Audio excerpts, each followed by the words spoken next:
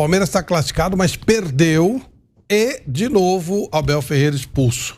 Mauro César, e aí? Derrota normal, expulsão normal, alguma anomalia nisso? Palmeiras perde uma invencibilidade de 15 jogos. Sobre a expulsão, o que me chamou a atenção foi que, assim, estava 3-0 no agregado para o Palmeiras e toda a comissão técnica do Palmeiras estava ali à beira do campo reclamando intensamente da arbitragem.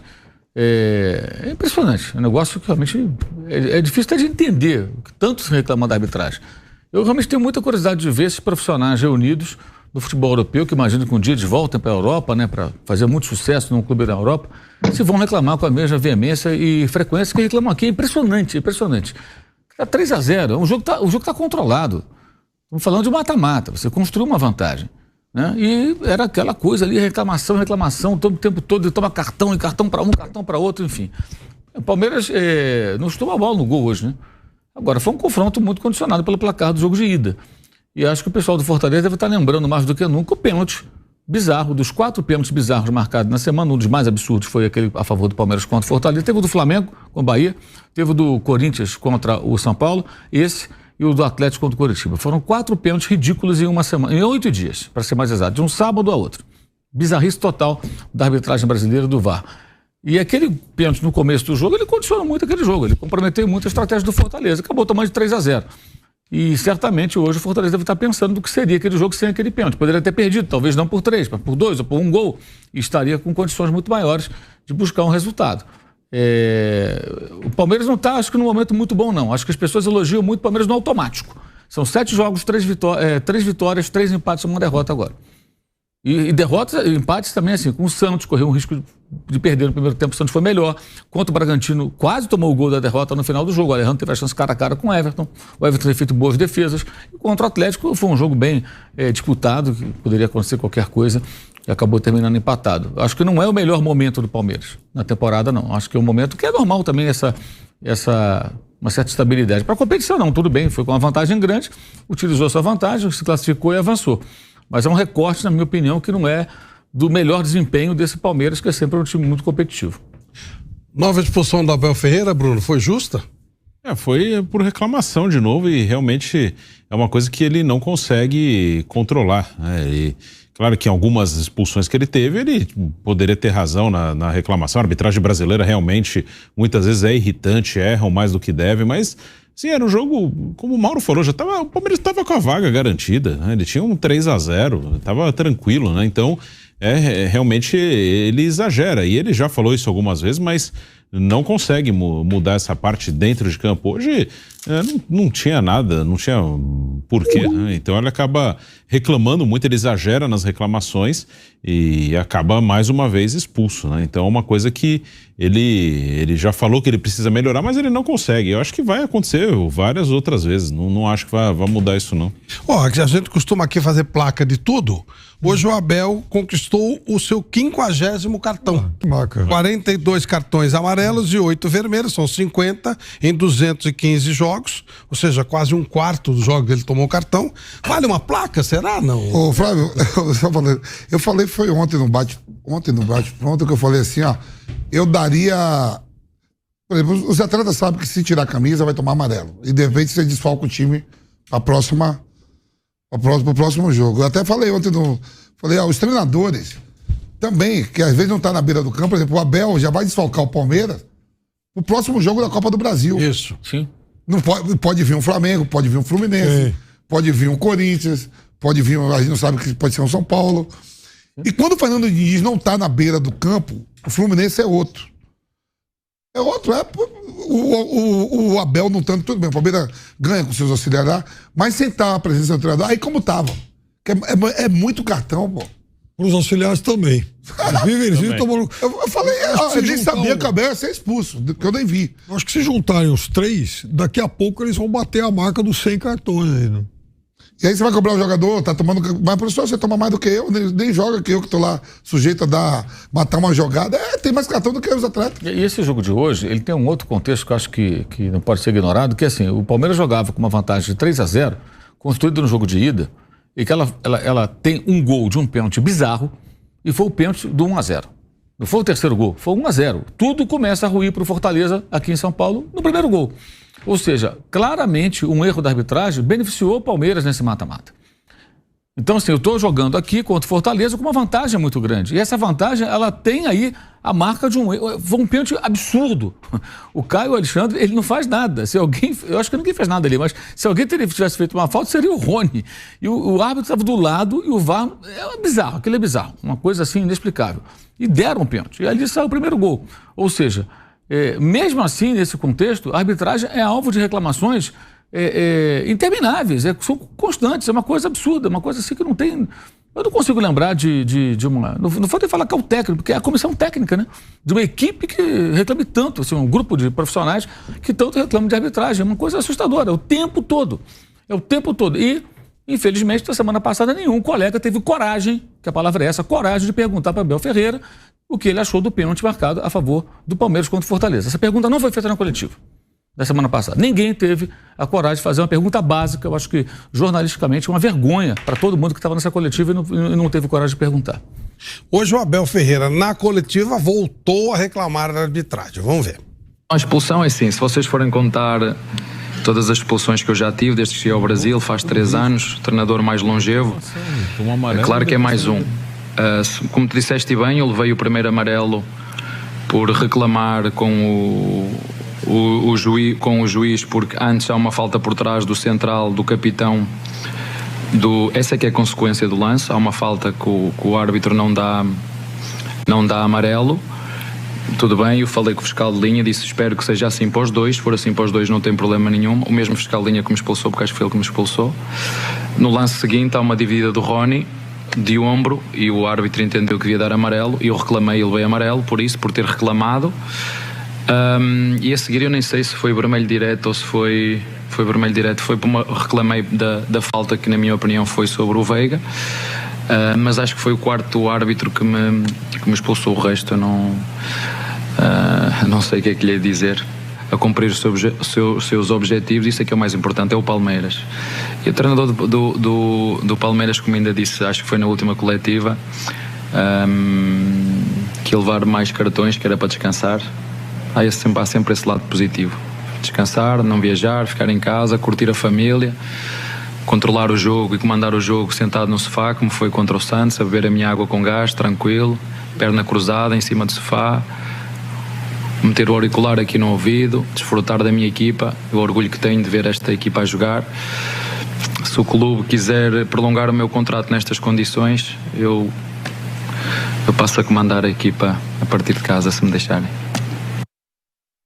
E aí, Piperno? Eu acho que tem uma coisa muito grave nisso, deboche a parte dele, assim, totalmente desnecessário, é que essa sequência, essa repetição de suspensões, de cartões, expulsões e tal, isso também vai condicionando a arbitragem contra ele.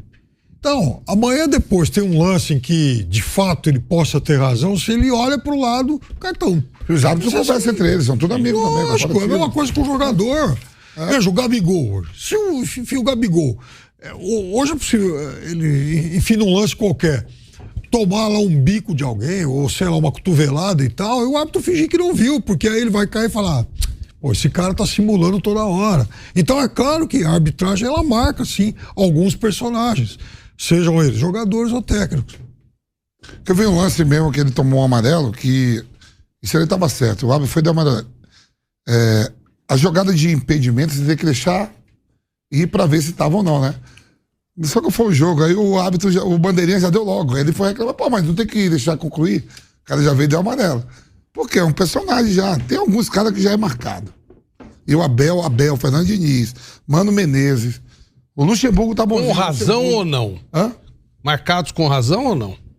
Eu acho que não, acho que os caras reclamam demais. Então tem razão, tá, são marcados com. É lógico. Porque eles enchem muito lógico. saco mesmo. Isso eu não falando de treinadores, fora tem um monte de jogador. O Hulk, Felipe Melo, você pegar, Roger Guedes, Luciano do São Paulo. A gente vê jogos aí, quarta, domingo, a gente faz. Os caras reclamam de tudo, de qualquer coisa. E o árbitro tem o poder da decisão, tem a regra a favor dele para usar da maneira que ele entender, desde que cumpra a regra. Não me parece uma coisa inteligente você brigar com a arbitragem. Não sei o que vocês pensam. Inteligente não é. Melhor você ter ela a teu favor. A teu favor, que eu digo não para ser favorecido, não é para olhar você de uma maneira...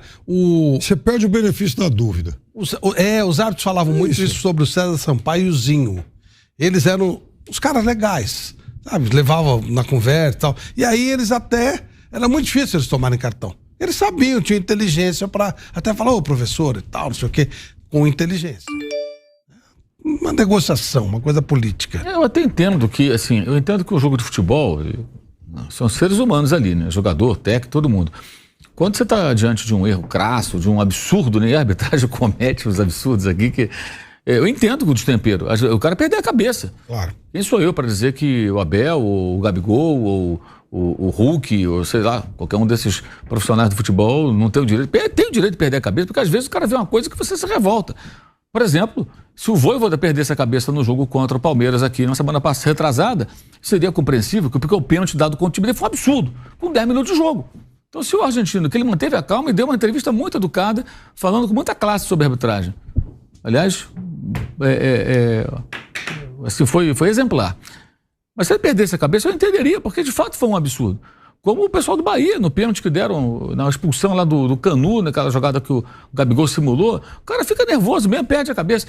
Mas toda hora não dá para perder a cabeça, entendeu? Isso é para momentos específicos em que você está diante de um erro crasso, você percebe que o seu time está sendo prejudicado por um equívoco da arbitragem, e aí você se descontrola, e fala um palavrão, e você perde a cabeça. Acontece. Agora, toda hora não, né? Porque toda hora, isso vale para qualquer profissional que faz isso. Jogador, técnico, quem for, dirigente, né? Dirigente também. Acabamos de ver um dirigente no final de semana pressionando a arbitragem, né? Já fora das 4 linhas. Em geral, faz isso com qual intuito? Desestabilizar o árbitro durante o jogo, é para isso que se faz isso. O Vampeta que jogou por tanto tempo, acho que ele pode me confirmar ou não. E fora, quando você vai na CBF pressionar, ou quando você reclama de alguma forma, é pensando no outro jogo. Porque viram outros jogos. E o árbitro sabe, pô, esses caras reclamam pra caramba se eu errar contra eles. E o árbitro do Brasil, ele é refém de um sistema em que ele depende da escala para ganhar dinheiro. O dinheiro que banca a vida dele. É o trabalho deles, eles são profissionais. Tem que profissionalizar. Não, eles já são profissionais. Eles não são de dedicação exclusiva ou eventualmente prioritária, porque eles não têm uma certeza de uma renda. Eles ganham se forem escalados. Então, se o cara errar e pegar uma geladeira, ele não recebe. Como é que ele paga as contas dele? E ele tem que manter a forma, né? Tem que estar magrinho, tem que correr pra caramba. Como é que você faz isso? Então, quando o cara tem uma atividade profissional paralela, ou até a principal, que permite a ele conciliar, beleza. O cara é um profissional liberal, empresário, sei lá, um funcionário público, consegue umas licenças aí, alguma coisa desse tipo, ele vai se virando. Mas, em geral, ele depende daquilo ali. Ele precisa trabalhar. Então, isso gera realmente uma insegurança. E claro que todos os clubes praticamente, talvez um outro não o faça, pressiona pensando que no jogo seguinte esse cara vai entrar com medo. E quando ele for de novo no meu jogo, ele vai falar, cara... Rogério Ceni era titular de fazer esse clube reclama muito. Outro dia eu conversei com uma pessoa, contei isso outro dia, é legal lembrar. Eu estava conversando com a pessoa lá do Flamengo, eu falei, pô, mas o Gabigol, né? Pô, ele tinha melhorado, continuou tomando muito cartão. Ele falou uma coisa assim, não é para dar razão, mas para parar e pensar, olha que coisa maluca. Ele falou, sabe o que ele fala pra gente aqui dentro do clube? Eu falei, o quê? E ninguém no time reclama. E se ele não reclamar, ninguém reclama. E o adversário reclama em cima do árbitro o tempo todo. Então o adversário apita o jogo e a gente, no caso da pessoa do ponto de vista, a gente não. Então ele alega isso. Eu falei, faz um certo sentido. Porque ninguém reclama. E o adversário reclama. Amanhã, no Fla-Flu, daqui a pouco, que é hoje já é o dia do Fla-Flu, Felipe Melo estará em campo, está suspenso. Mas se estivesse em campo, o Felipe Melo apita o jogo. Ele fica em cima o tempo todo. Então, o jogador do time especial também tem que falar alguma coisa. Por isso, às vezes, a gente até fala, por que o jogador está em cima ali, uma confusão de um time com o árbitro? Aí o jogador do outro time se aproxima. Ele se aproxima para justamente impedir que a pressão do adversário faça o árbitro mudar de ideia. Tipo, vou dar o cartão vermelho pro Bruno. Eu sou o árbitro. Aí o Vampeta, que é do outro time, chega e fala assim, fica do lado, você vai dar o cartão, né? Você vai dar o cartão, né? Você fez sinal que vai dar o cartão. Aí eu tô hesitando, dou o amarelo ou vermelho pro Bruno? Se eu der o cartão vermelho pro Bruno, o clube dele pode vir pra cima de mim. Eu tô pensando, sou o árbitro, não puxei o cartão ainda. É o Vampeta que eu tô... Você vai dar o cartão. Tem muito isso. Foi uma falta pra cartão. Você tem que dar o cartão. Você pôs a mão no bolso. Aí eu fico pressionado e de repente eu dou o cartão. Se ele não se aproximar, eu posso dar uma afinada e não dou o cartão. Isso tudo acontece dentro de um jogo, gente. É uma coisa, não precisa jogar futebol para saber, né? É só você entender um pouquinho e prestar atenção. São reações humanas. Então, isso tudo ocorre também pela fragilidade do sistema com relação à arbitragem. Eles são reféns. E isso é a única coisa que eu entendo dos árbitros. Assim. Eles são profissionais, ganham salário, mas eles ficam inseguros. Porque não tem... Agora, se a CBF resolvesse pegar parte do dinheiro todo que ela arrecada e falar só, árbitro classe A ganha tantos R$1.000 e mais um tanto aqui de diária, quando viajar e tal, né? As despesas de... Classe B ganha tanto. O cara sabe que tem um salário dele. Ele pode até ganhar um pouco mais se ele apitar mais, mas aquele valor X ele vai receber. Então ele sabe que o aluguel dele, o condomínio, ele vai pagar, a escola do filho, o supermercado. Agora, se o cara ficar na geladeira, gente, o cara fica um mês sem trabalhar, ele vive do quê? Então ele vive sempre refém disso. Né? É uma loucura. Foi você que falou da Edna, que a família dela... Não, o Sávio. O Sávio estava com nós na entrevista e falou que a Edna deu uma caída porque ela estava com a mãe dela com uma doença muito grave e ela tinha que trabalhar para ter o dinheiro para... Ela pega uma geladeira. E aí, para ajudar a família. E aquele problema de família, ela tinha que estar... o trabalho dela. Tinha que estar na escala para ganhar o dinheiro, senão não recuperava a mãe dela que estava doente, pagar o hospital, tudo. São e às vezes humanos, não ia com a cabeça... Sim. Bem, isso acontece com todos eles, porque se você desagradar um clube poderoso e conseguir esse clube empurrar você para uma geladeira, você fica 2 semanas sem apitar, você perdeu metade da sua renda, porque você tem 4 semanas de trabalho no mês. É sério esse negócio. Mas, enfim, a CBF é rica, mas ela acha que os árbitros custam muito caro, então ela não pode pagar, ela paga só por participação. Seria profissionalizar, né? Mais um problema também com um jornalista, uma pergunta sobre o Hendrick, e a resposta do Abel Ferreira foi bem grosseira. Não sei por que essa pergunta, já ficou fora o Jailson, o Fabinho, o Luiz Guilherme. Sua função é fazer perguntas. Minha função é escolher os jogadores que entendo que devem jogar. Entendi que os centroavantes deveriam ser outros. Vamos ver lá? Vamos colocar? Eu não sei porque essa pergunta já ficou fora o Jailson, já ficou de fora o Fabinho, já ficou de fora o Luís Adriano. A sua função é fazer perguntas e muito bem. A minha função é escolher os jogadores que eu entendo que devem jogar e para este jogo entendi que os centroavantes deviam ser outros.